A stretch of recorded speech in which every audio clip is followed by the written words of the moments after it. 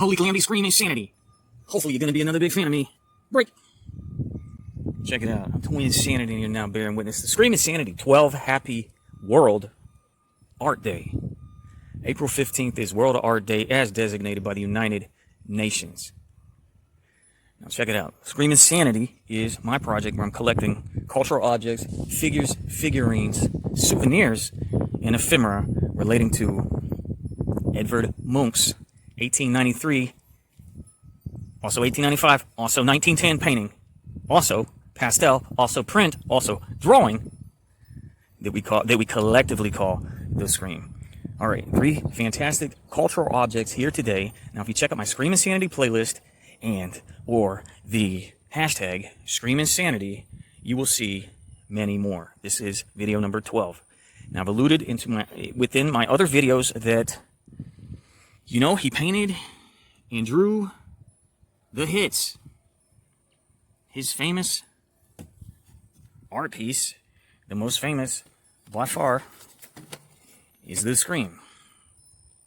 And I was kind of under the impression that, there was like a dozen different renditions out there. A dozen or so iterations. Well, it turns out there's only 4 really significant versions. Then there's the block print he used to make the lithographs in 1895. And then there is a line drawing, which this particular souvenir relates to. So we're going to talk about these objects, and we're actually going to talk about all the versions of the Scream. The most famous one came out in 1893.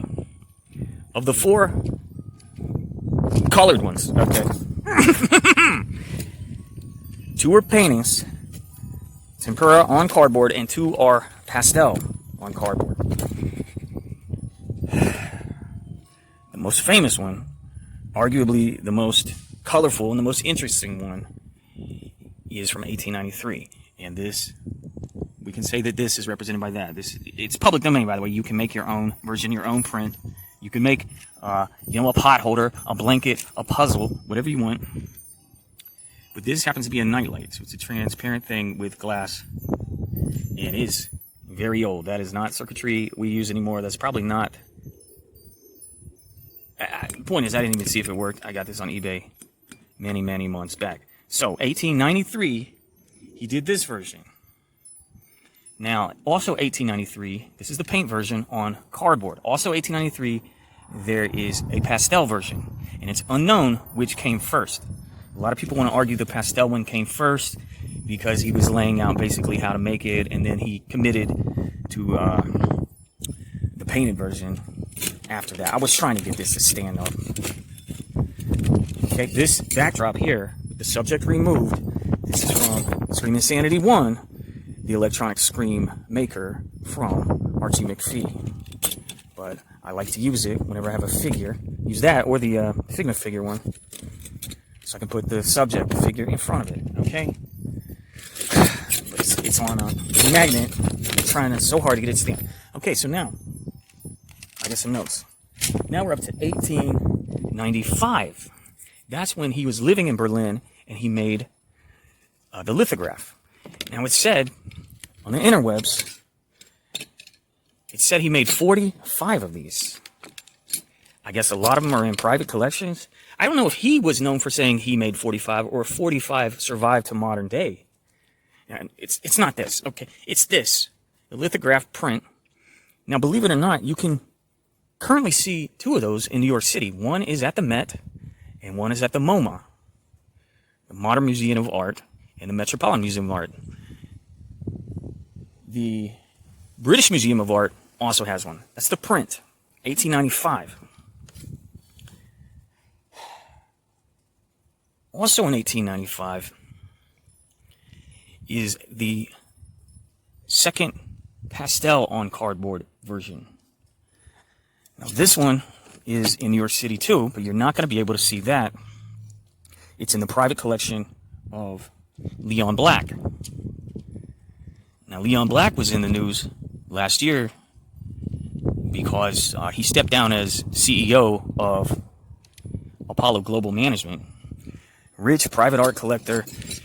He stepped down because associations with that guy that we don't talk about on YouTube. But this version, this 1895 version, he bought in 2012 for $120 million. So you'll still find the articles about this version, because at the time it was the most ever paid for, a single piece of art. It was sold at Sotheby's auctions, $120 million, and he still owns it. And he is currently 71 years old. So I'm suspecting that upon his death, it's going to go to the MoMA, because he used to be in charge of that. Like, he had to step down because of all this scandal.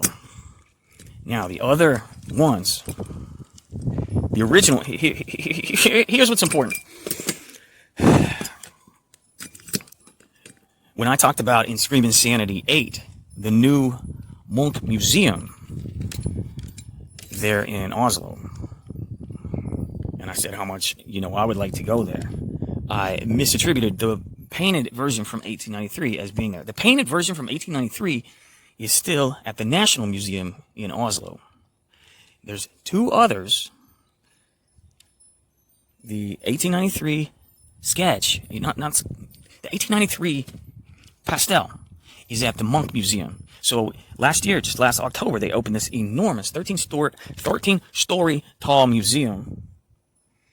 283,000 square feet. It has a restaurant and a nightclub at the top. They're the ones that have the 1893 pastel. Okay? So there's three in Oslo. The 1893 painting is at the National Gallery. The 1893 pastel is at the Munch Museum. And they also have the 1910 painting, also on cardboard, which is interesting because by this point, he painted the original. He was age 30. He was 47. He returned to the idea. I contend he was always doing the hits. It was the meme insanity of its day, the meme insanity, Scream Insanity. But he did paint another version. It's only the second of two paintings. Okay, let's just do that. Okay. This version here is very interesting. He painted in 1910, age 47.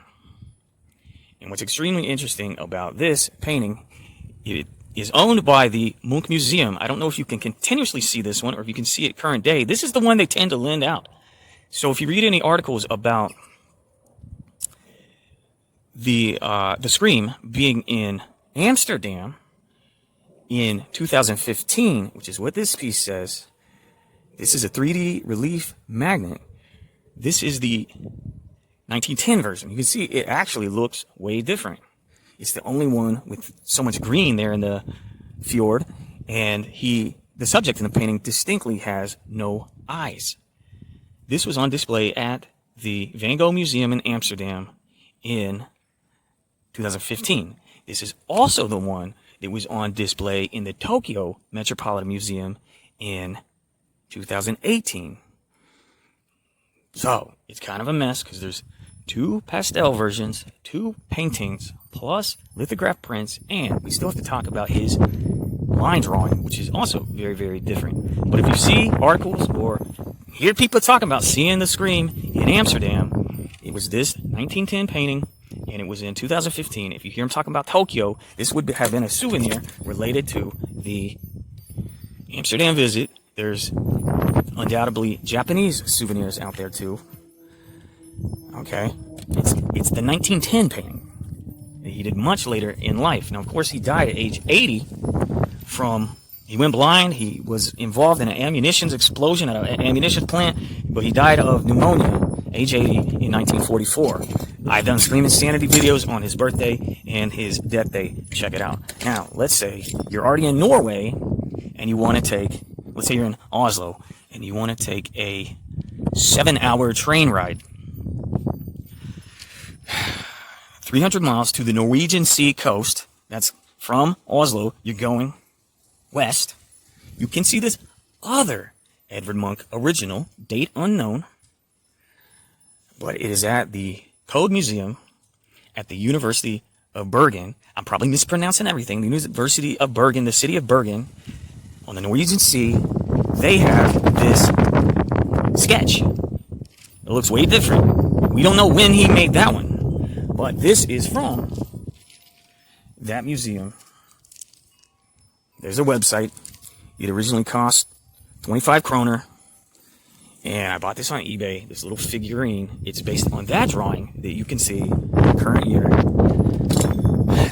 Originally, I thought this was going to be resin or maybe plaster. It turns out it is just a rubber eraser. But still, this is from Norway. This is a European souvenir. This is from the Netherlands. This is a European souvenir. I don't know who made this. It's a very interesting object. But there, okay, I believe I have now talked about the 6 versions and cleared up what is where. Very cool. Thank you for having a look. I also wanted to bring out my own painting on the relief thing object wall hanger you can get on Amazon. This is Scream Insanity 11 because it has the same relief effect as this souvenir. And I think I did a good job. Nobody has watched the video, but I think I did a good job. This is cool. Very cool. Awesome. And also cool. So remember, if you ever see a souvenir or a parody that has a lot of green going on and the subject with no eyes, that's what the silent is said to have been inspired by in the Doctor Who franchise. That's the 1910 version. Most stuff you see is relating to the 1893 National Gallery version in Oslo. Then there's that drawing it in the private collection in New York. And then there's the, I didn't mean to say drawing, the pastel version. And then there's, if you go to the Munch Museum in Oslo, there's the painting, 1910, that they loan out. And then there's the other original 1893 pastel. So hopefully this cleared a lot of stuff up. Hopefully you learned something. Mostly it's for my own benefit. So when I'm talking about these things, I'm always referencing the right one. Ain't that cool? Let's see if we can get the sun through it. All right. Oh, it's cool to me. I don't know about you. Yo, happy World Art Day. Go to a museum or tell me about your favorite artist. I don't know. Just thumbs up. Thanks so much. Goodbye.